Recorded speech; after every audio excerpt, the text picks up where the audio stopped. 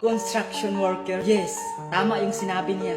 Madumi, mabaho, maitim, minsan walang ligo. Pero kumikita kami sa marangal na trabaho. Yes, tama nga kayo. Mabaho, maitim, minsan walang ligo.